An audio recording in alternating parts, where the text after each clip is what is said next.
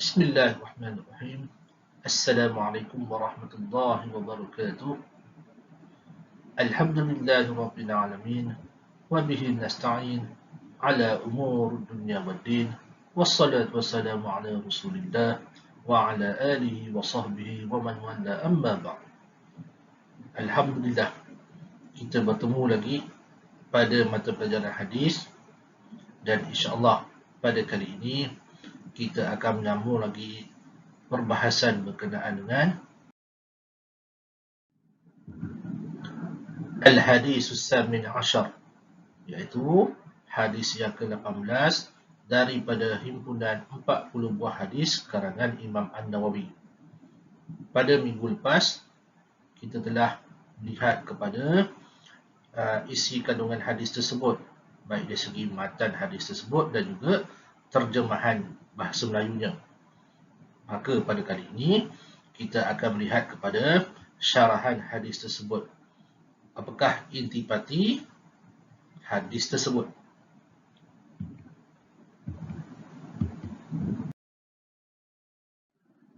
Kita lihat kepada syarahan hadis.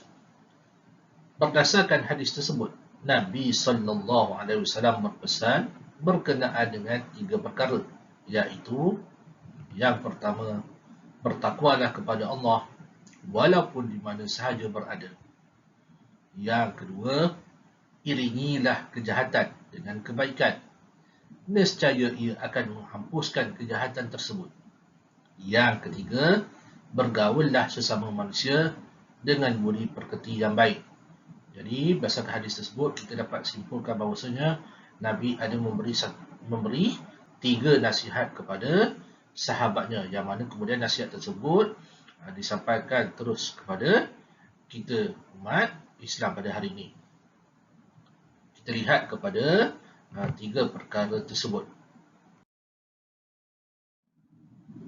Kita lihat kepada perkara yang pertama, iaitu pesanan Nabi SAW berkenaan dengan bertakwalah kepada Allah walaupun di mana sahaja berada. Apa maksud takwa? Maksud takwa ialah, menurut Sayyidina Ali radhiyallahu anhu, takwa ialah takut kepada Tuhan yang mulia, beramal dengan kitab yang diturunkan, redha dengan sedikit, dan bersiap sedia untuk hari kesudahan. Jadi, menurut Sayyidina Ali radhiyallahu anhu, takwa itu adalah kita takut kepada Allah Ta'ala dan kita beramal dengan apa yang telah diturunkan kepada kita. Apa dia? Iaitu Al-Quranul Karim. Jadi, segala isi kandungan yang ada dalam Al-Quran itu kita perlu amalkan. Kemudian reda dengan sedikit. Maksudnya di sini, apa saja pemberian ataupun rezeki daripada Allah Ta'ala, sama ada banyak ataupun sedikit, kita reda dan bersyukur. Itu dia maksud takwa.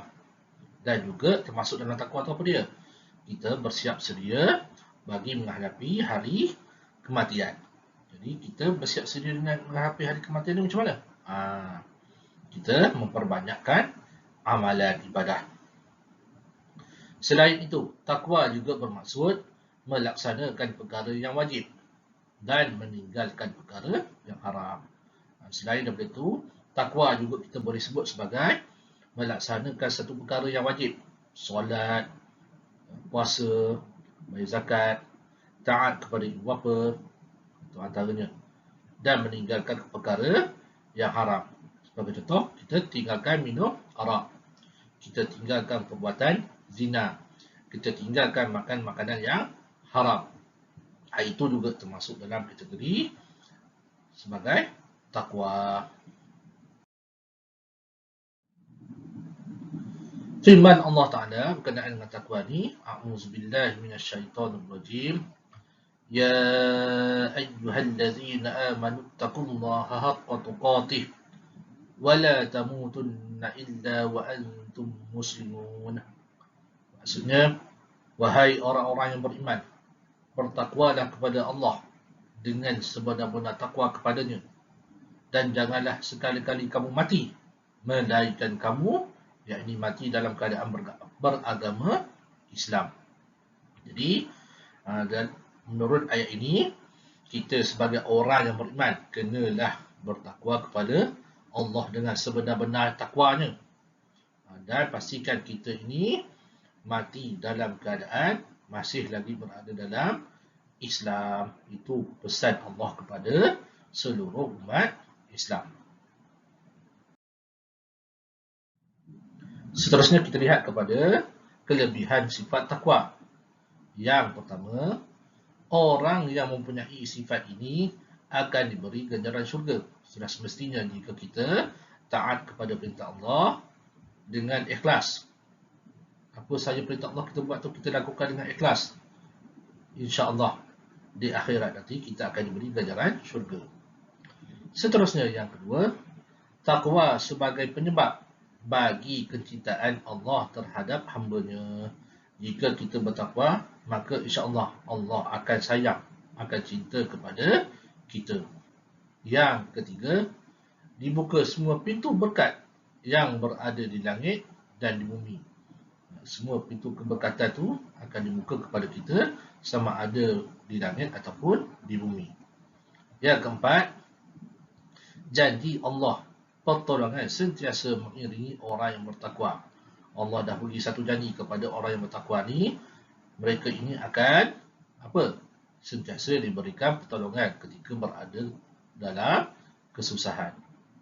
Yang kelima, mempermudahkan bagi mereka urusan dunia dan akhirat.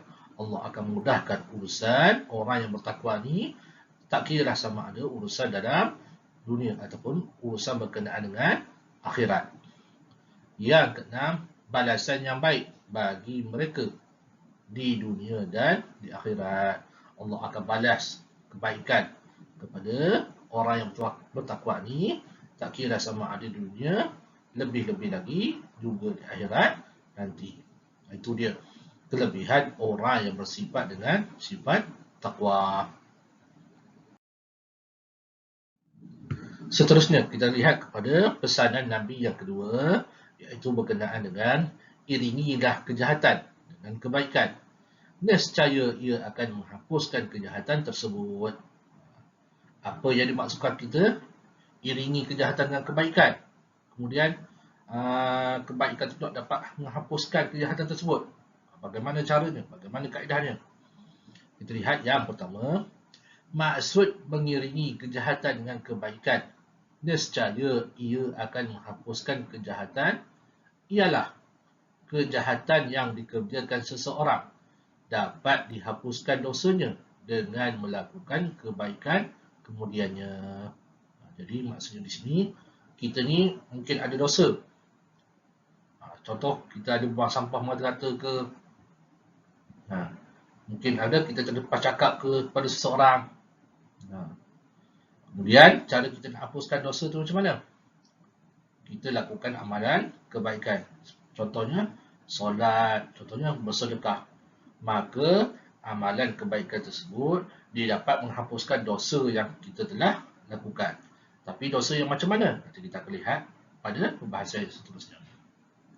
Seterusnya yang kedua, firman Allah Ta'ala berkenaan dengan membuat satu kebaikan ni. A'udzubillahi minasyaitonirrajim.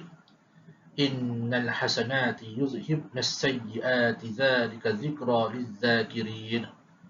Maksudnya, sesungguhnya segala kebaikan dapat menghapuskan segala kejahatan. Jadi, berdasarkan ayat tersebut, Allah Ta'ala berfirman supaya apa? Memberitahu kepada kita apa? Bahawasanya segala kebaikan yang kita buat dapat menghapuskan segala kejahatan ataupun dosa yang kita telah lakukan. Seterusnya yang ketiga, kejahatan, iaitu disebut sebagai as-sayyi'ah.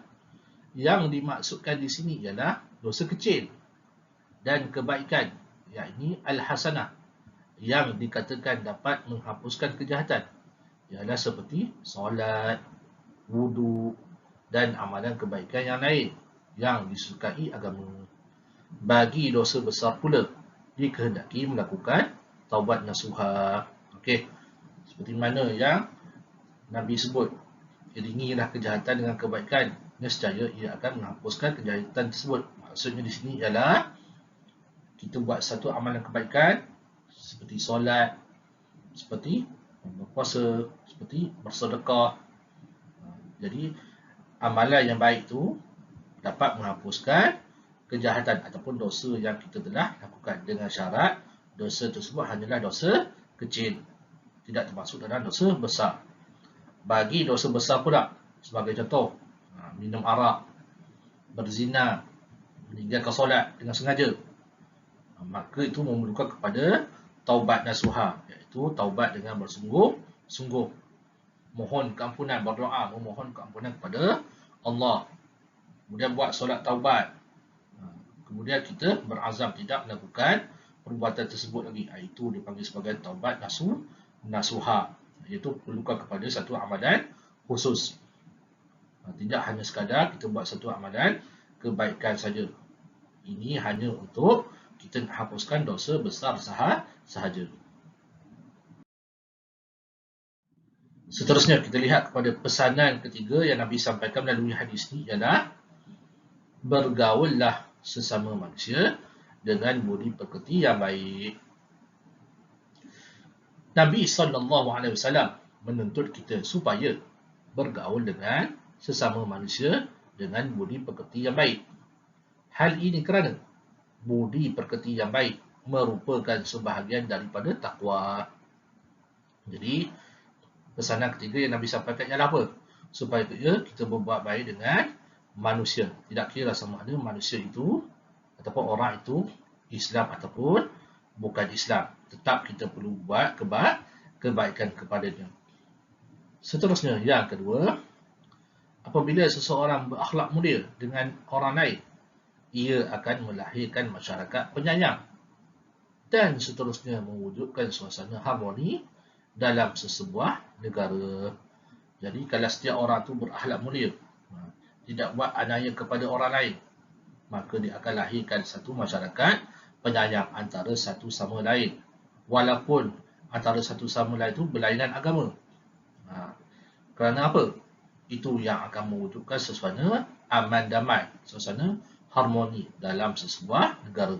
Maka kita tidak akan bergaduh antara satu sama lain.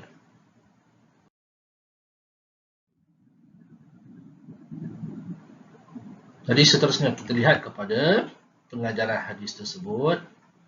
Yang pertama, takwa dituntut walaupun di mana kita berada. Sama ada di khalayak ramai mahupun ketika keseorangan. Ini adalah tanda keikhlasan iman dan takwa. Islam menolak sifat berpura-pura dan munafik yang hanya mempamerkan kebaikan di depan orang dan berbuat kejahatan apabila jauh daripada pandangan manusia. Jadi Nabi SAW menuntut supaya kita ni bertakwa. Apa maksud takwa tu? Telah dijelaskan pada awal pengajian itu tadi. Jadi bila kita buat satu amalan tersebut, kita perlu buat amalan dengan ikhlas, hanya semata-mata kerana Allah Ta'ala. Seterusnya, yang kedua, melakukan kesalahan adalah tabiat semula jadi manusia. Oleh itu, apabila mereka melakukan kesilapan, mereka dituntut agar mengiringi kejahatan tersebut dengan amal soleh, kerana ia boleh menghapuskan kejahatan tersebut. Jadi, setiap manusia memang secara adatnya akan melakukan kesalahan. Jadi, kita sebagai makhluk yang tidak sempurna ini, yang lemah ini, yang kadang-kadang ada melakukan dosa dan kesalahan. Jadi, antara yang kita boleh buat apa dia? Kita buat satu amalan kebaikan. Antara amalan kebaikan yang boleh kita hapuskan dosa apa dia? Kita beristighfar. Astaghfirullahalazim. Kemudian kita lakukan amalan baik yang lain. Contoh, solat, berpuasa, bersedekah, membantu orang lain. Jadi itu akan boleh menghapuskan dosa, iaitu dosa kecil saja. Bagi dosa besar, kita perlu buat satu amalan khusus. Sebagai contoh, solat sunat taubat, berdoa dan berazam tidak mengulangi perbuatan tersebut. Seterusnya yang ketiga, akhlak dan budi pekerti yang mulia amat dituntut oleh agama. Ia adalah teras perhubungan dalam masyarakat Islam. Dengan akhlak yang baik, keharmonian dan kesejahteraan masyarakat penyayang dapat dilahirkan. Jadi, bila kita sesama manusia ni ada tunjukkan satu akhlak yang mulia, satu budi pekerti yang mulia, walaupun berlainan agama, insya-Allah dia akan melahirkan keharmonian, kesejahteraan, aman damai dalam sesebuah negara ataupun dalam sesebuah masyarakat itu sendiri akan jadi aman dan damai.